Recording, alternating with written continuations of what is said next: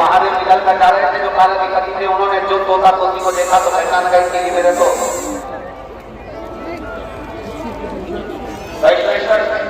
मेरे शिवलिंग के पास में इन्होंने घोंसला बनाया था और ये मेरे शिवलिंग के आसपास में परिक्रमा करते थे। जब भी उड़कर आते थे मेरे शंकर के मंदिर में चारों तरफ उनके फिर अपने घोंसले में जाते थे। मंदिर में आते थे, फिर घूमते थे, फिर घोंसले में जाते थे, फिर घूमते थे, फिर घोंसले में जाते थे। ये पक्षी घूम घूम कर मेरी परिक्रमा करता था। शंकर भगवान ने कहा ये कोई साधारण पक्षी नहीं है, इसने मेरे शिवलिंग की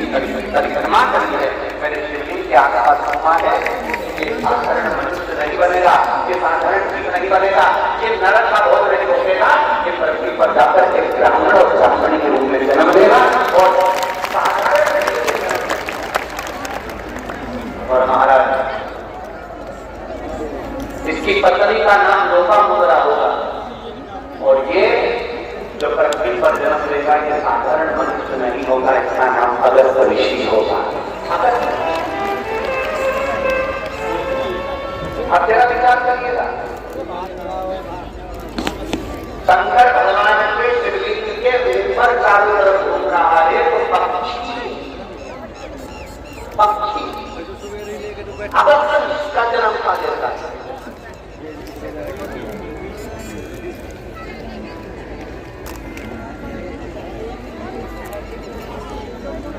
जिस प्रदोष व्रत का हम वर्णन करते हैं, जिस प्रदोष के दिन का आपको बधाई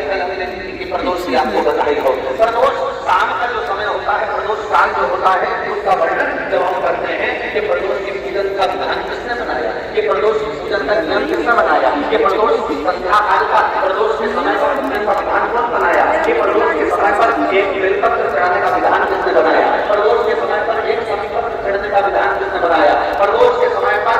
अगर मान लो कोई भिखारी से भिखारी व्यक्ति भी है जो ठेला चला रहा है, उसके पास में खाने के लिए कुछ नहीं है, कटे कपड़े पहन रहा है, उसकी जिंदगी में कुछ भी नहीं बचा और कर्जे में लगा दूर हो गया, एक चावल का दाना अगर वो प्रदोष के दिन प्रदोष काल में शाम के समय पर शंकर के शिवलिंग पर चढ़ा देता है तो 3 या 4 प्रदोष में उसका कर्जा चुकाना प्रारंभ हो जाता है। प्रदोष कर्जा इतना ये प्रदोष का वर्णन करा, इतना प्रदोष की महत्वता बताई थी, कौन करे इतना वर्णन। अगर प्रदोष की महत्वता बताने वाला कोई है, इसीलिए मेरे शंकर भगवान माता सती को लेकर कुंभज ऋषि के यहाँ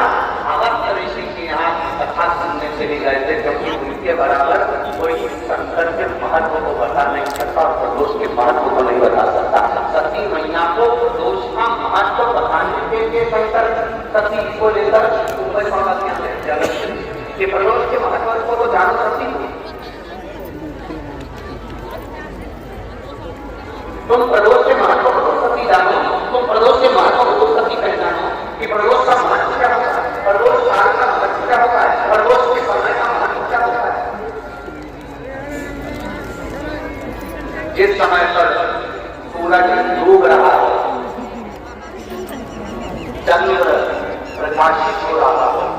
दोनों का मेल हो रहा हो, ना तो पूरा सूरज डूबा है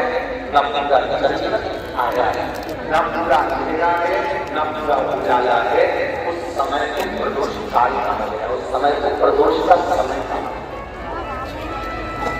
प्रदोष काल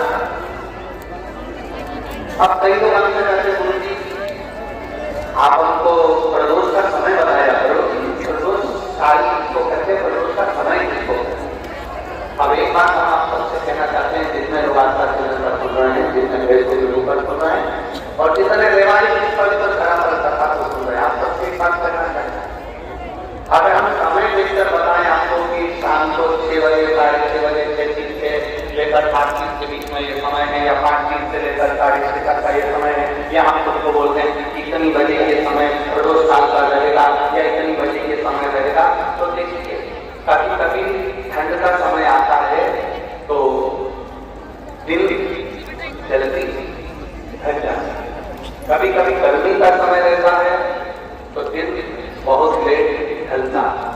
इसलिए समय की गणना से मत करो, आप तो ये अंदाजा लगाकर रखो कि दिन ढल रहा है,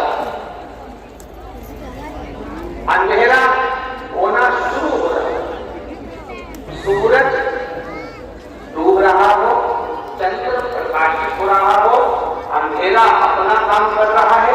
सूरज ढलता जा रहा है, दिन कम होते चले जा रहा है और अंधेरा थोड़ा बढ़ते चले जा रहा है। इन दोनों का जो मिलन का समय हो, अब वो कितनी भी बड़े, आपको बस उसके मिलन का समय निकाल दो, वो इस समय पर रोज काम किया जाता है। और इस समय